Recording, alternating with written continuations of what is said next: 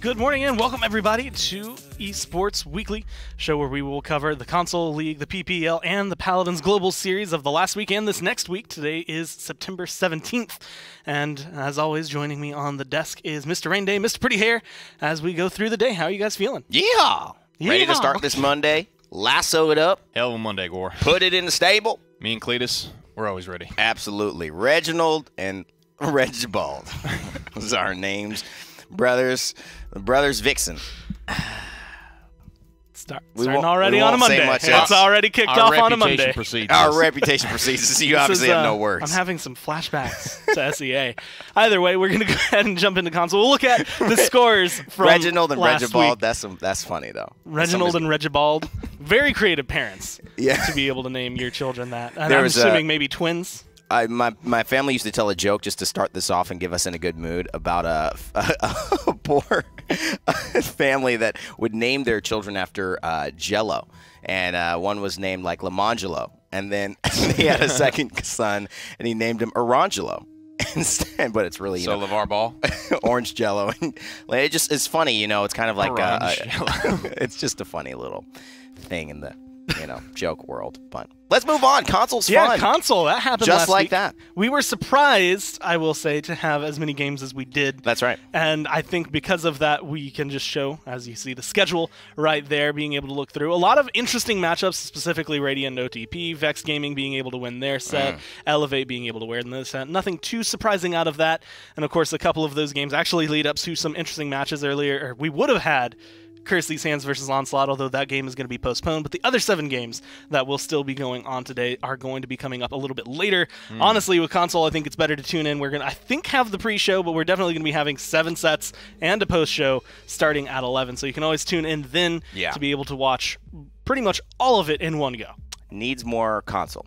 Reminds me of the Saturday Night Live skit, needs more cowbell. I think this is plenty of console, plenty of cowbell. We're good for today, for that right now at least. We can glance over it now because of how much we'll have because later. We've got plenty, yeah. But I will say, I know the console is going to be making a special appearance during the top plays because of something we saw last week. That was absolutely hilarious when it happened, so I'm excited to see that.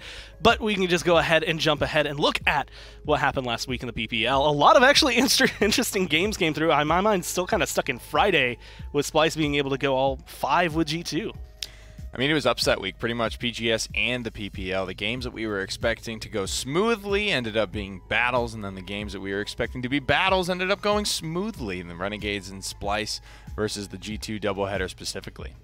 And I mean, just 2 things that surprise you. You know, Virtus Pro at the bottom after that week shouldn't have been there because of their performance. It just looked just so much better, but apparently they have a better win rate than Mouse, or at least have one less. I don't think that's actually, maybe that's not possible. I don't know. It might just be flip 4 and 5 just because they've got the same loss, but Maps might put them ahead. But Splice, man, 3rd place, a 3-0 over SK. That just looked weird, but so well deserved from them. A lot of what came out of them last week, it gives me hope not only for Splice, but also actually for SK coming into the next couple weeks. A lot of Virtus Pro seeds that I think were planted. But there's a lot of players that we've kind of been looking at, and I think we've been harping on a lot in the last couple of weeks. And a couple of them, Alex was one of them on Mouse. Pan was another one. Both of them we have been giving, I want to say like giving trouble, but they had stellar performances last week compared to the first week. That's another way to say it. Yeah. Bagging on. Yeah, that's another way, colloquially. I think that Pan obviously has a big role to fill, and his team's losing, so that's a little rough. Alex as well, but I think Alex is coming into a roster that was asking more of him than they were asking of Pan personally. I think he just needed to fit in. He just needed to provide a little bit of wiggle room for Invocal to have some off moments and then still support him with the Cassie, and I liked him on the Cassie. I just felt that on the totality of his play, Nick, it wasn't there for me throughout the entire week, although he is showing improvement. SK Gaming are always a team at this point that we just don't really know what needs to change from them, and they've been changing so much. I think every split they've had some type of roster or role swap. It feels like all year long. So I think I would like to see them kind of do what Splice did, right? Finally lock something down. And if if it has to be a winless split, it's a winless split. But now you see the steps and the progress that Splyce is making because they're continuing to grind with that same roster. Yeah. I'd say one of the things I saw last week that made me really happy was the fact that after their games, these guys are just like, it was Dethroner and Pan both just saying, we're going to grind. Like, this is not it for us. We are going to keep climbing as best as we can. And that's the right attitude. Get to the top. It's the right attitude. I like those responses. I did see those on Twitter, and you have to understand that, you know, people are going to doubt you until you prove them right. You know, when I started my YouTube channel, I didn't tell a single person near me for the first 6 months because I knew people were going to say, oh, what, you're going to go from 0 to, you know, anything, right? That's so unlikely to do, but you have to have that personal self-conviction. I think those guys saying that even though the world is telling me something different or that it's impossible or that's unlikely, we are still going to try our best. And I think that, to me, represents the quality of, if it's not this split, a teammate that you want to have in the future. And that wasn't something that we saw from them in previous. That one saw we didn't see that from Warden. We didn't see that from Shady Shade. Right. So I think I like to see that these guys are hungry now. You know, Dethroner being a sub and Payan finally getting kind of his shot. Right.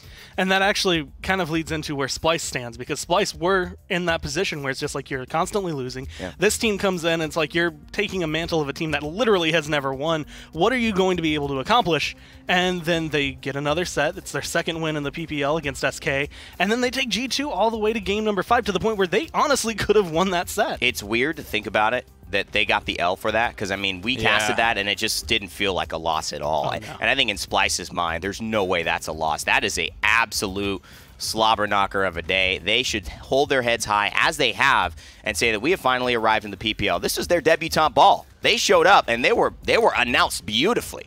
I mean, we talked about, like, what do these teams need to do to consider it a win for the day? And, you know, that's kind of like what Splyce needed to do. They needed to come out swinging. They absolutely did. They get 2 games, not just the one off of G2. Yeah. And I think at the end of the day, you got to be happy with that. And the 2 players that have been seemingly at the forefront of it, of course, we have to give credit to the entire team, but it always seems to be this duo between Shadow and Ricotta. The way that they can push and pull off of each other. I'm going to get a little bit of poke, you can finish them off, and vice versa. It made it so much easier for their team to find that success. You know, Splyce has a duo that I would put at the top of North America. I mean, who is going to beat them? You talk about maybe Rock Monkey and Random Noob right now. Other than that, they have the highest performing duo in damage and kind of flank capacity in the entirety of North America. That's a big deal. And I think if you have that, then you give room for G-Bunny and Vayne and its aspect to kind of slowly but surely just stay consistent for you. If Shadow and Ricotta make these kind of huge plays, I mean, this is Rock Monkey was nobody till he was somebody. I mean, at this point, we're very, very close to seeing maybe the rise of a couple new superstars if they keep this up. Yeah, Ricotta's always been a guy that's been highly talked about since he came into the league. You know, Cuss Cutie saying he's one of the most dangerous aims in the game. And I think, you know, coming from that Lawbreakers standpoint, he definitely had that reputation kind of preceding him. He came in with those teammates, but now finally finding a place where I think they all fit in and a place where they can start to go to work from. And, you know, Yu's always been, you know, very, very, I think, giving a lot of credit to them. Yeah. And they've always been not afraid to do stuff like go to Fish Market or pull out Strix or pull out a Victor before it was kind of really cool, before Burst Mode even really came out. So doing new things while at the same time working on their fundamentals and slowly getting noticeably better. And also the fact that they took risks against the top team. This is something we've been saying for a while. If you're going to beat a team, not try to copy them and just do a budget strategy of what they're already doing. Yeah. They played the Koga. They went to the Fish Market, like you mentioned. They had a good draft that didn't lose early, and they were able to make something happen. And that's actually leads into the fact that we had 2 things we listed. One is expected, one is unexpected. And the unexpected was actually Koga. After talking, or Bugsy, I think, tweeted at you telling you why he wasn't really that good competitively. We weren't really expecting to see it. He wasn't coming through. Right. In the first couple of days, it's just like, man, there's been no Koga. There's been no Koga. Finally comes through, but it's in a Fnatic game, and it's like, well, it's Fnatic. Of course they're going to be able to play it against, I think it was Virtus Pro. Right. It's not going to be anything too crazy. And then Splyce pull it out. And Splyce make it look like something that not only can work, but can work real well. Man, that Koga on Ice Mines, I mean, that was a terror. They could not handle this. They just didn't have the equipment. They didn't have the playstyle. The pip was just unfortunate there for Cuss because it's such a good pick for him usually, but he just could not withstand the pressure of what Ricotta could do with this Koga. And you mentioned the tracking. I mean, he had a couple of moments where, you know, he maybe didn't get the quadra kill he wanted and fell short, so to speak. But other than that, he was on par with the top. They got a really, really good composition to be able to run it to. Just the small little weaknesses that you guys were talking about highlighted on Twitter, it's all covered by Torvald. And I mean, look at that. He gets bailed out of so many situations after being so low. And he's just got the aim, and it's so much fun to watch that ammo counter when a guy like Ricotta is nailing just about every shot. The walk line was big too in a map like that. I can't believe I'm saying this, but it was actually not a terrible game to watch Ice Mines on. Like, I enjoyed watching it. I think agree. And that is a refreshing pace, because that was something like Ice Mines is always that one I feel like we always dread when we see it in the maps. We're like, Ice Mines, huh? So we're going there. Yeah. But that was the unexpected. Koga being able to come through and perform at that kind of level, because he was sitting up there vying for damage, getting a ton of kills. Right. The expected was pretty much Na'Vi being able to do Na'Vi things the way last week went. It was not too surprising to see them win and to see them stay on top, but I think it's kind of surprising to see how much control this team is just gripping on Europe right now. It's good that Mousesports put them under pressure early on in the week. It's good that they had pressure and at least moments where they felt that they needed to band together and be successful, not make mistakes, so to speak. They didn't have a lot of wiggle room. But even with that said, they're performing and they're in a league of their own. I think everyone realizes that. That only worries me. It doesn't really make me happy because they've already won. But this is the Fnatic direction of you're kind of untouchable now. What happens when you show up to LAN and everyone's only worried about how to beat you? Part of what made this series so scary from Na'Vi was that before this game for Mutu, he was doing absolutely nothing. Yeah. I mean, Na'Vi was basically 4v5 and they were still winning.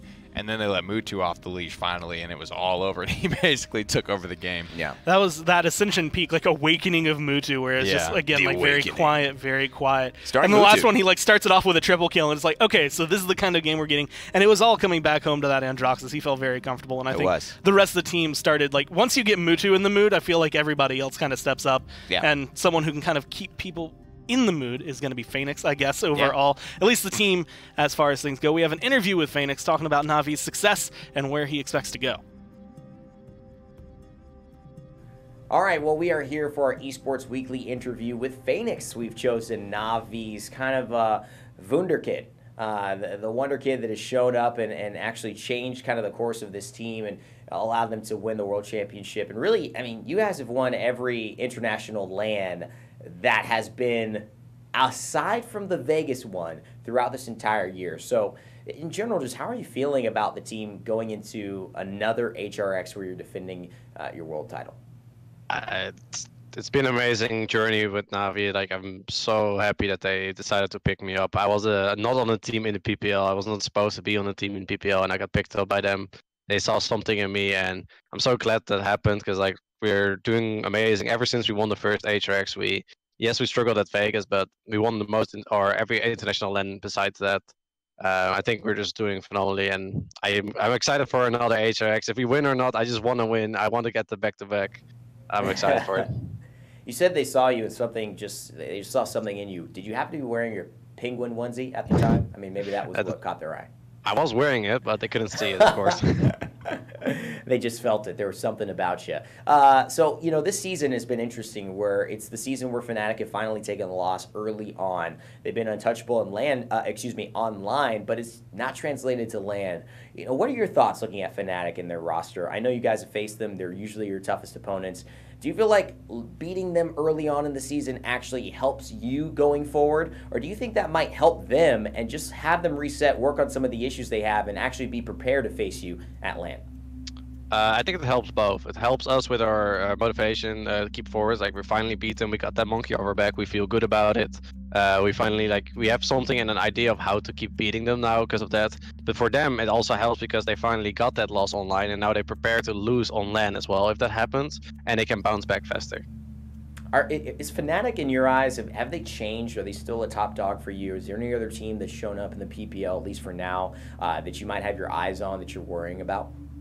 I think every team has changed. It's like I said, VP, Mouse, like they're all stepping up. NIP is stepping up insanely. It was surprising to me that the game wasn't as close as it was between NIP and Fnatic, because NIP is doing amazing. But the same thing, VP can take a game off at any time of anyone really. Mouse might still be a bit behind, and it comes down to them also sticking together and improving, like working together, because it feels like they're playing more alone while VP, NIP, Fnatic, and us are playing more as a team. And that's the biggest difference you see in Europe. For us, it stays harder to stay on the top because it gets harder to improve when you're already far ahead. So like the teams are slowly catching up, and we're doing everything to stay ahead, but you can see that teams are getting closer. Well, you know, Faenex, I'd be remiss if I didn't ask you about some of our new champions and some of the kind of hot takes that we've seen throughout not just Europe, but in North America. One, I got to get your thoughts on the new Tyra and how she's skyrocketed, how that's got to feel. You got a quadra kill on her. I'm sure that's fun and exciting. But also, I want to get your thoughts a little bit on this Eevee Snow Globe that we've seen Evil Eye in North America and G2 Esports show up. What do you think the value is on that? And also the Koga, if you think he's the real deal or if you think he's going to be something that people just don't bring out for the rest of the season. So starting with Tyra, of course, I played her a lot before, and I already thought she was somewhere in the team, like she could fit because of her hunting party. That's like the only really viable legendary or talent you can have in competitive because of the bonus damage it gives to a team. It helps you replace a tank by giving your team more bonus damage, like Genos used to do. Like you remove some healing, but you get bonus damage. You remove some tankiness, but you get bonus damage. That's how the Tyra used to fit in. And now with having the second mark, it gives you more room to help on different sides of the map at the same time with Tyra. That's why we see her skyrocketed and picked way more often, because of the fact that you can give the bonus damage to everyone to multiple targets at the same time. Then for the Snow Globe Eevee, I was actually watching those games and I was very surprised to see it because we tried it and I feel like it's high risk and medium to high reward. If you can pull it off, it's insane. You're gonna get picks left, right, and center. You're gonna keep getting picks because it charges so fast. You can get morale boost and get it even faster if you want. So I think it's a really good pick overall. It's just high risk. If you can't pull it off, you're gonna look like a useless Eevee and just keep on dying because you're not safe. It's like I said, it's high risk. And then coming to Koga, what he lacks is just the burst. Koga is a really good champion. He has a lot of like DPS, but you have to kind of be close. It's risky and it takes some time to kill people. And like especially with the healing buff that came in 1.4, with the Yang buff and like even a growth buff, like proc buff, everything like supports got buffed. So in general, there's going to be more healing, which means that Koga is going to struggle more because he doesn't have the burst. So you give the enemy time to heal up.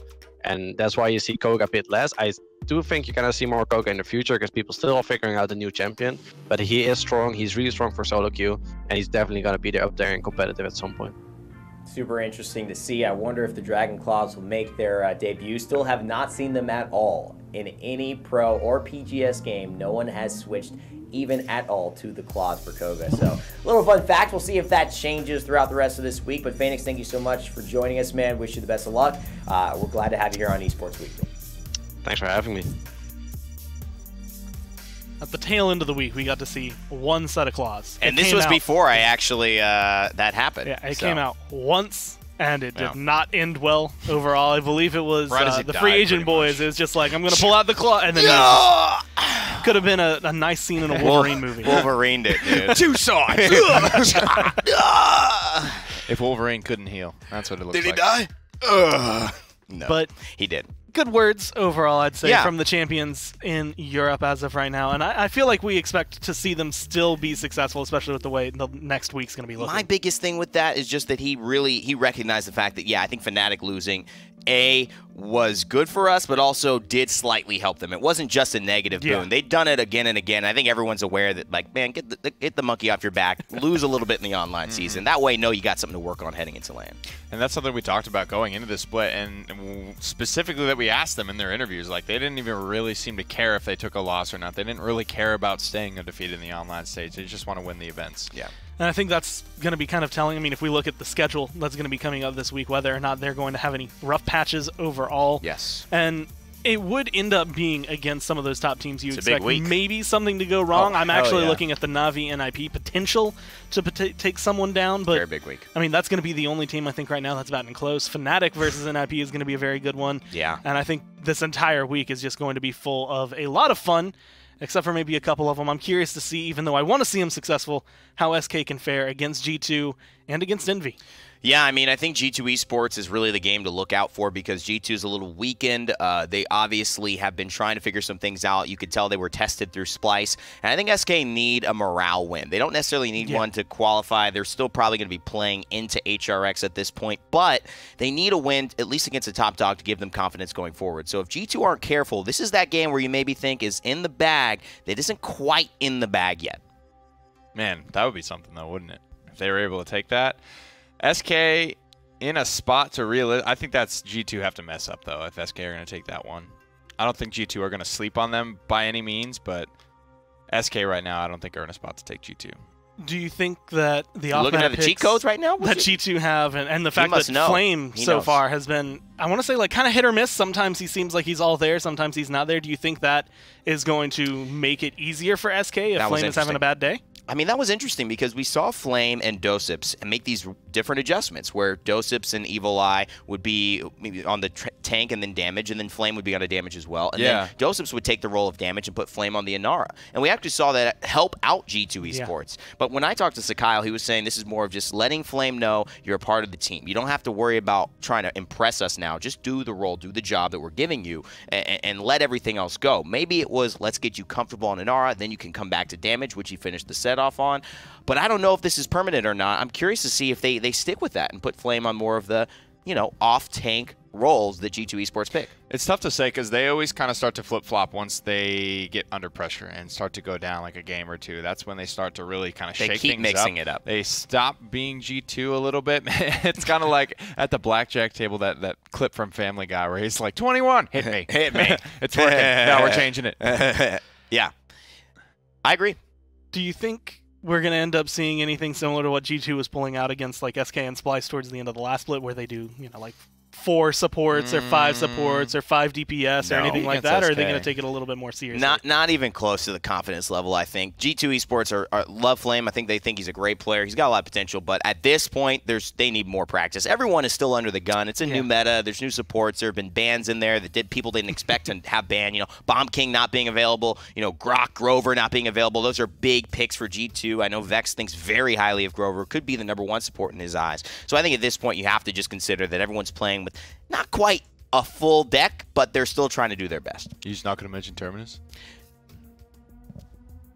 So either way, actually, I guess speaking of Terminus, in a way, they go up against Envy next. Yeah, that's a Terminus notably guy. A very, very good Terminus. That's true. Do you think, with the way G2 have been looking, it's a little shaky. No, I didn't even have to finish the question. The battle for Terminus. I mean, who has run him? Like, I think Mouse did once, NTBs did once. Listen, I'm not going to go into this camp of Terminus sucks. I think if you're trying to go over in that side, I'm going to leave you on that side of the fence. Kermis is an extremely winning champion. For whatever reason, his kit wins more than any other champion in Paladins. So, get that understood. Now, that may not translate to competitive as well, but what it means is there are still facets of his kit that when they work or when they're enabled, get the intended effect of having a victory on your side. So it's really just about enabling him. It's about picking him into the right drafts. What this meta may mean is that there aren't enough drafts that are supporting him to be successful, and that just is more of a risk than it usually is. But overall, Terminus can still work. I just think he's not going to be prioritized the way that we're seeing a lot of these front lines, and especially the Inara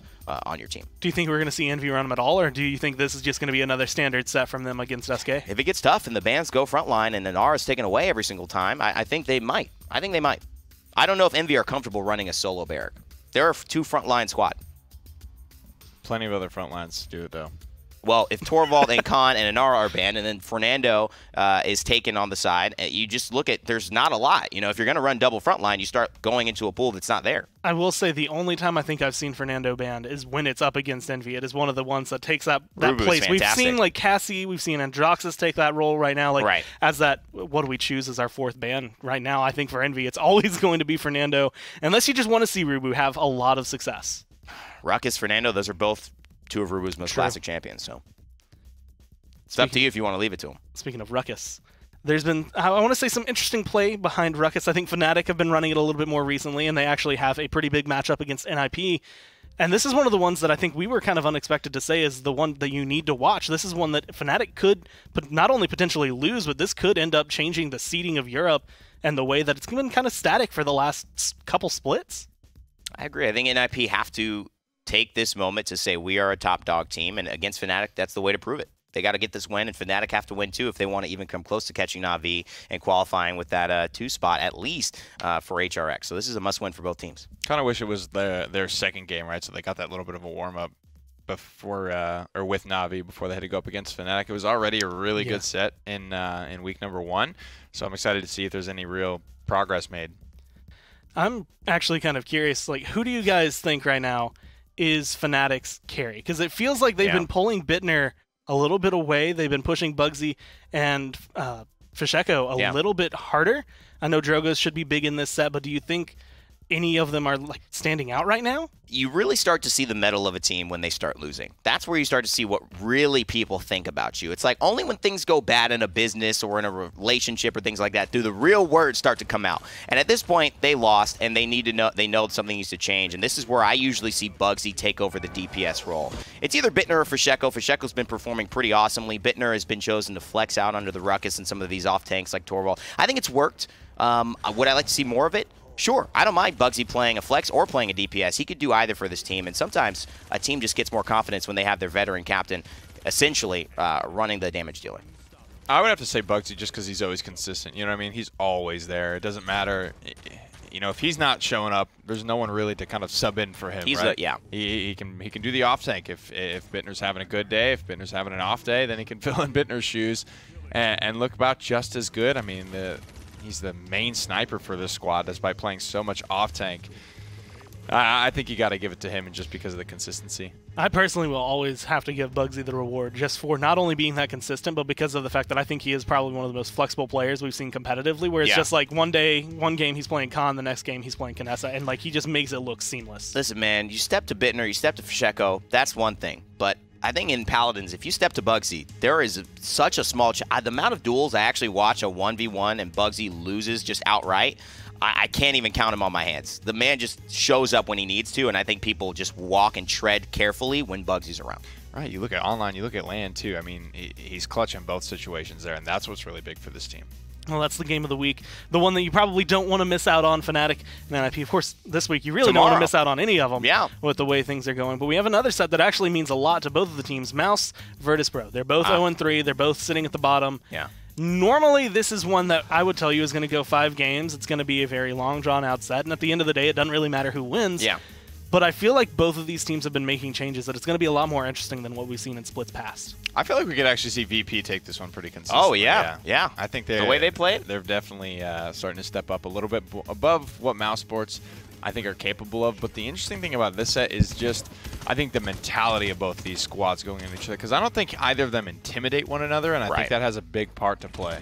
Listen, Virtus.pro, the first time they've tweeted in the last 8 months, it feels like, was after last week's play. They were extremely happy with themselves, and you know that when they feel confident, things only get a little bit better for them. Elvin Path, Perdo, and Sheep are starting to get in the rhythm of being teammates and getting into the vibe of what success means, and it's a familiar feeling for them. So now that you've given them that taste, I think it's going to be hard to take it away. And do I see Mouse Sports taking it away? No, not right now. Is it possible that Virtus.pro is just like a fall split team? Like spring, summer, nothing ever going to show up. But once they get to the fall, something about it's just the everything leaves in clicks. Russia, yeah. Maybe. Maybe. The winter winds of Russia. The winter winds. Another one following that one, so with Virtus.pro looking successful, is actually going to be Renegades and Splice. That's the looking big one. like a That's very Friday, big matchup, just because Splice is looking to be big on the up and up. They take G2 to 5 games. Renegades take G2 to 3 games, and they get, I guess, a 3-0 every single time they lose. Every single take step them to of the 3 way. games. They didn't take them anywhere. They got taken. Please, Renegades were not doing any escorting there. They were just, had a few too many at the club, and G2 Esports had to drag them outside. That's what G2 was able to do. At this point, though, I think Splice, this is going to be a fun game. I would honestly, and I never thought I'd say this, put my money on Splice this week. And, I mean, if they win this game, they're almost locked down for 3rd place at this point. They're already in 3rd. They put Renegades another game behind them. I think if they win this game, they pick up so much more momentum, and they'll be able to have a really, really strong rest of the split. All I can hear is me echoing my thoughts on Friday when we're in the G2 set, and I'm like, if this is summer split and we're in the middle, like the 3rd week, and someone tells you that Splice has a chance to take G2 to 5 games, you are no longer permitted to sit at the desk. You don't get to give that analysis anymore. They've turned it around. That's what's great about this league and great about Paladins. It's a lot of big changes. I think it's fun. I personally am, I want to say, just proud of the roster. I think it's big to be able to come into where they were, looking at a team that is not winning. I guess they're completely unable to defeat anybody. Right. And you have to take up that mantle. You've been waiting for that, right? Like you've always been invested in this squad, and I think now you get to reap that crop. I'm so happy about it. It feels really good, but that's going to be, I think, the most important games of the week, although all of them are going to matter to a lot of these players. But we also got to have some fun last week. I have a feeling that Country's In is going to be making an appearance over here. Buckle up. As we come through for the Joe Bro joint. I realized it's changed from Joe Bro earlier to now Plz Stop, which was hands down, I think, my favorite moment. A very funny moment. So I'm excited to see what we have here as we jump into the meme video. Okay.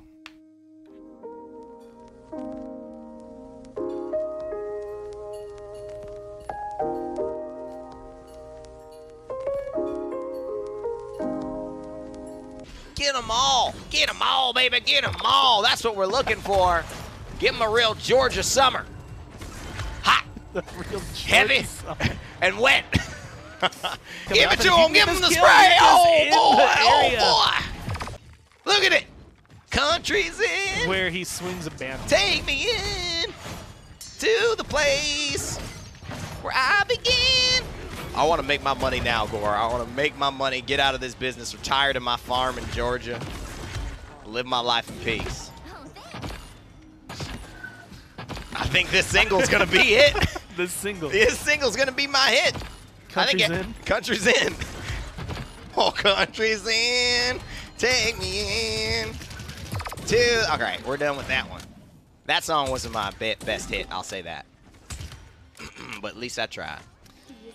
Country in the Realm. I'll go Get back. the album now on sale. Country in the Realm. Wrong. I think Country's it comes down to Country's In. Take me in to the place.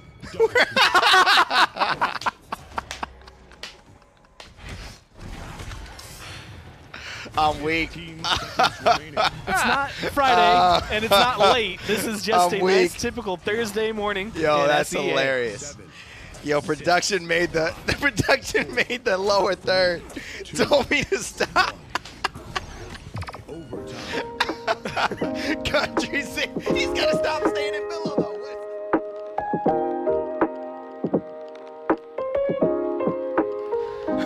What I think makes that even better We need the jazz. has to be the fact. This is Adult Swim. That was like so Adult Swim. That was hilarious. That's all live. Like that. None of that. Like normally our meme videos is like behind the scenes. Do, it's like, oh, we're normally dancing. It takes a full week to curate that content. Not Right. one game of SEA. It was one I'm round. very glad that I could give Joe a rest this week, and I could just allow. We make it easy for I you. could make the meme video this week, and then we can get some back to the regular programming next week. And that's fun. I'm glad we immortalized that. Plus, whoever made, I think it was Anthony, right? Who made the? I think so. Yeah. Man, what a graphic! West Virginia. Plus the Mountain Mama was perfect for the Stegala and Ara. I'm glad this lives. I need that sent to me so that we can share it with the world. I just can't believe. I think that the best moment I've had. I've almost been here for a full year. Has to be like getting the Plz Stop. Oh, that because was like funny. that coming up, like I didn't expect it. I've heard them say it in the headset before. It's not uncommon to be made fun of. Yeah, it just said said Plz Stop. It said Plz Stop. Either way, well, it was all great live. I'll consider those top plays Gore for and I us. were Those were cracking some up. top tier casting. I actually was at a loss for words for some of that because it's just like, what? How do I follow this up? I'm just gonna let you keep going. Okay. But we had some top plays, not only from us in We terms of casting, but some top plays from the boys that were playing all last week. And one was actually really fun. We got to watch it as Inara just completely jumps over this Makoa. And it does make a big difference. It gives them the round. They actually come back to defend and capture the point. That's why it was so much fun. Because she just Reggie pushed him. And my man just like looks up instead of starting to turn around. I love how he looks straight up just like, oh no. No.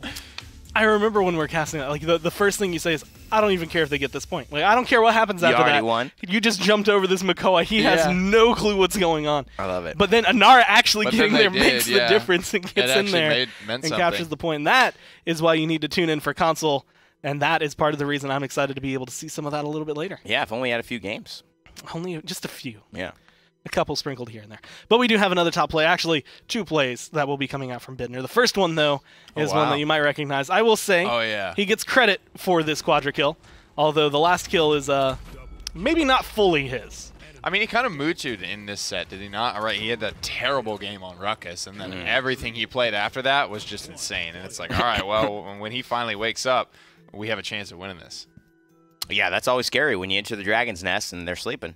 You know, you hope you can make it out with as much treasure as possible before they start breaking. To wake up, but then they're pissed off when they do. When they wake up, man. We all saw how that worked with Smaug. It was tough. It was not easy. And that game was just like a warm-up for him, right? Like we mentioned he had some triple kills, some double kills in the Quadra, and then he goes into the next game and he's like, all right, let's step it up even further. He does finally get a penta, although we didn't get to see the full like pentakill thrown out on the screen because the round was won at that time, which, I mean, is usually in tandem with a pentakill. It's hard to lose when you fall that far behind. But it's the full kit here. I mean, he uses pretty much everything. And he started this clip like right before that starts. He was actually like off the map as well, like finding some good poke shots. Comes back on and then gets the full reset there. So 6 dashes basically in the clip. Really, really nicely put. And of course, with all top plays, with every pentakill, you know, also comes the occasional failed pentakill. We're doing him dirty here because he had literally the was top so 3. clean. In this game, he had the top plays of the whole week. All game long. He could have been 1, 2, 3 in top plays, and we're just throwing his top fail. I mean, this is unfortunate. Oh, God, it was so close, and that's too. 4 people. You really think he would have made that? Like, it looked like he was going to make that. Oh, yeah. Damn. But unfortunate there. It still hurts. Damn. I thought, like, over the weekend, you know, it'd heal over, but that Welcome. reopened the wound. Welcome to Westworld. That's what it really sounded like to me. You got a very futuristic phone. That was. ring. I was kind of curious at first until I saw. It's like a Black Mirror episode. It's very refreshing. Yeah. You know, picking your alarm tone is something that's actually very critical. I agree. Like, I used to have that like harp, and I just hate the noise. You start to now. just get really mad. Yeah, I get it because I hear you, man. Well, last week we started this thing that we I'm were glad calling you're over that. buying or selling, which the idea is very similar to like a stock market. You want to right. buy what is going to get you a lot of money. You want to sell anything that is looking like it's going to be not a worthwhile investment. Where are those 20s that I threw at you last week? Accomplished at this. And last week we focused a lot on champions. This week we're actually focusing a lot on players. Okay. And the first one up is Dethroner. Whether or not he is worth buying, is he worth that investment, or is it just not going to pan out and he needs to be sold? This is actually a little bit of a tough one because his week 1 was great. Yeah. And I'm gonna be real. I don't think I've casted a single SK game yet this split, so I gotta leave. I gotta leave this to the analysts here. Wow. What do you guys think?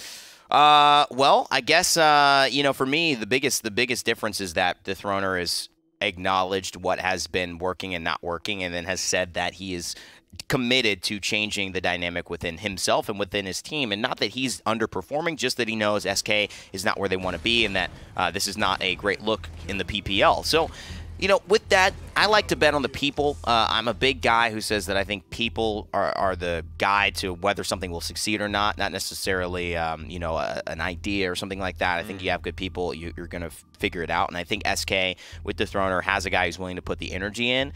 So although it's a little shaky, I would buy. I wouldn't put all my money into it, but I would purchase some stock of that, and I'd expect it to rise eventually. I think I'd lean in the same boat. I feel like it's worth the investment. It's one of those things. It's especially because it's a fresh player being able to come in with the performance he's had. You give him. I mean, you replace Steel with Dethroner right now. I feel like you see that week 1 performance every single time. Right? Yeah. It's just who's around you, who's creating that space for you. Yeah, it's rough. The next one is kind of in a similar vein. It's going to be Elven Path overall, whether or not he's worth buying or selling. So far, a couple of bad splits, I feel like, would make it a little bit cheaper to pick up. But with the way things are rising, Virtus Pro starting to look a lot better. And I think the biggest signs for growth here for Virtus Pro is just that communication, right? They are excited about themselves this time around. That's something, you know, we haven't seen that. We barely really even saw that in the fall split last year. They've always kind of been silently improving, but this time I think they're really excited about what they have to do. I think they're ready to kind of invest in themselves, whether or not, you know, we think they're ready. You know, there's a saying about being a leader that if you basically walk forward and no one's following you, that you're not being a leader, you're basically just going for a walk. Versus if you're a leader, people start following you afterwards, and they go down that path that you've selected for yourself, and they choose to engage with you in that. And I think Elven Path at first with Virtus Pro felt like he was going for a walk with the rest of his teammates. He was doing something they weren't on the same page. But I think with Perdo and Sheepa, there's something that clicked. I saw him play Mako on that Frozen Guard. He was so aggressive. He was so confident. And I think this is the Elven Path of old that has gotten to the point where he's a championship winner. He's a championship caliber guy through in and throughout. And I think that for me, he's a great stock this week to purchase. I expect him to have a great week. The last one up is Shadow. And I'm kind of curious as to whether or not your opinions on the player matters if it's doubled with Ricotta, or if you can buy Shadow just alone and have the same kind of performance. I think Shadow is definitely solid here, but I think you're the only one that's getting really rich because you've already purchased this stock long ago. It's kind of starting to rise right now, so if you're just now buying into Splyce, I don't think there's a lot of money for you to be made. See, here's the thing, though. This is a stock that we still don't have enough, we don't have the long-term vision of what has happened here, the ups and downs. It's been just down, and now it's starting to get up. So the question for me is, do I buy here? Because I know that the stock has risen, but is it going to fall back again? I'm in the boat that Splyce have shown some value. I think Shadow has been the best damage performer for Splyce throughout the split. I thought he was better in week 1 than Ricotta was, and I think that week 2, Ricotta only then outperformed him, and Shadow was still consistent. So for me, I'm buying Shadow stock, whether Ricotta's in it or not. Give me Ricotta too. I'll take both of them. I feel like by the end of the split, we're going to have like our own version of a power team where it's just like, here are all the players you bought. Now decide the 5 you put in and just hope that you bought enough to be able to go through all the flanks. Yeah. But that's going to be a lot for the buy and sell. A lot of these players have been doing a lot better, and so I'm actually kind of surprised. I mean, everybody this week is kind of a buy. Dethroner was a little bit on the fence, but I feel like it's a little bit more lean towards buy than to sell. So a lot of the players, again, being able to showcase themselves on the up and up. I'm sorry. The only reason I really said buy for Dethroner was because of his comments afterwards that qualified the play. So I think that this gives players a bit of an idea of what matters when your public persona is just your play. You have to say things. You have to let people know where you're coming from, what you're going towards. I think that's how you get fans. We love the LeBrons, the Kobes, the people like that because of what they are, who they are as people, not just what they do on the court. It's what they do off the court as well. So I think I'd like to see Paladins pros be a little bit more active, vocal. I think guys are heading in the right direction, but it definitely helps in giving your fans confidence. If you want players that are vocal, though, you can always turn towards the Paladins Global Series. We're going to be able to look at the schedule coming up. I guess last week's schedule with the way things happen. And I guess you're right. We've mentioned it a couple of times. That was upset week. A lot of things happened that I feel like shouldn't have happened. The first one, actually, the very first set we had the entire week. Blazing Stars and Underrated. Underrated had not won, I think, a single set going into that. Maybe not even a single game going into that, if even they'd won one. And Blazing Stars are a team that should have just stomped through that. And then they fell apart. These guys started with some Twitter beef that ended with this match that we saw. And it was basically that they felt they should have been in the league a long time beforehand. And it was just Blazing Stars, we've seen this team in the league forever. I mean, they've been the PGS guys alongside Clown Fiesta. So Underrated coming through, it was a big, momentous victory for them. And I think it meant a lot to the squad. I'm excited. I hope the EU PPL shakes up as a result of this, because that win definitely threw Blazing Stars off the track and put Underrated into conversation for taking top spot.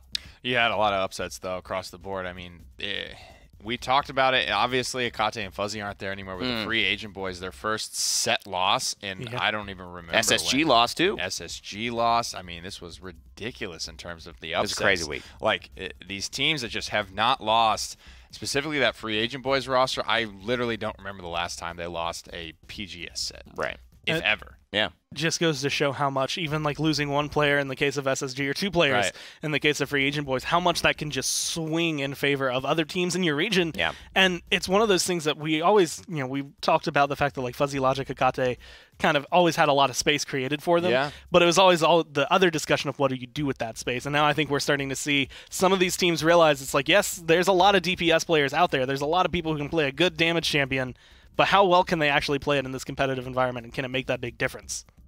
Yeah, I mean, there's questions to be asked about everybody. I think that these questions need to be answered this week. This is a very important week because they start back in the cycle of who they played before and kind of getting all that. Everyone's played each other now, so I'm expecting hopefully some different results than it went the first way. I think teams will take the confidence and maybe create a new path for themselves in the PGS. We actually got to see a couple players that, even though we saw some missing, some failing, maybe coming through for these teams to be upset, we saw a team that, even though they ended up losing, looked phenomenal because of a single player on it. It was Baboon and OCE on Pantheon, and his Ashe play on Bright Marsh, it was just ridiculous. I think it was Ashe. It might have been Makoa. Either way, both times he was playing either champion, he was the carry, and he's playing for the front line. He was that guy that's like, he's got that 2 KD when his team is just getting 0-4'd, and it's like, this is like insane. I don't know how you do this, and we oftentimes use the excuse like when a team is getting 0-4'd, if a star player might have a bad slash center or support or something. It's like, well, that's just kind of the way it goes, right? When the game overall is not headed your way. But this guy was bringing back these moments. He was having these massive ancient rages that would just force 3 people back, and it's just like kind of like out of nowhere. He was like literally their only hope. And you got to give credit to the support in that situation too, because she's keeping him up. But Baboon taking advantage of the moments and the health. I mean, it looked good all around. So let's see what he could do this week. Yeah, I'm impressed with what he did. You're impressive and too. I'm excited to see Very what he's going to be especially able to in the have. red. Especially would in anyone the buy it, or would anyone even Buy or sell yourself me, out Gore? selling? Give me it all. Yeah. I'll take all of Gore stock. Double right down. now. Double down. Double down. I feel like it's always going down. Oh, come on. As in- Oh, Gore. Either way, okay. I guess that was too sad. We can just move on Too real. to week 4. to week Too 4. real. So a lot of these teams are going to have some interesting games. Pantheon, notably Baboon, going to be able to see if he can show that again against Kanga, which is going to be, I think, a much taller order than up against Trident. But you'll have Despacito 2. We'll have a lot of fun games going out through all of that. I'm actually excited to see Zaga Talent Gaming versus Automata Rain, just to see where that all shakes out. Yeah, I mean, Underrated versus Clown Fiesta is going to be a big one on my watch as well. Another top team in Europe, and see if they can continue the underdog kind of momentum. Very, very excited about this week. We got a great set of Paladins Esports, man. Europe and North America both shaping up to be awesome. But before we get to the PPL, before we get to the PGS, we have to go through console. The reason we didn't talk about it a lot earlier is because we're about to go through hours and hours of content created for you concerning console. That's right. Actually, starting in about 15 minutes. Starting at 11, we're going to have the initial desk, and then we're going to be rolling into 7 sets. Only 7 this week, but we'll go more into that as to why that's there. My name's been Gormizer. That's Rain Day. That's Pretty Hair. As always, thank you for tuning into Esports Weekly, and we'll see you in just a bit for the Paladins Console League.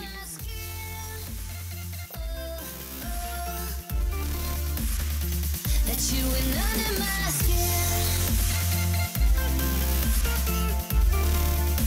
I let you in.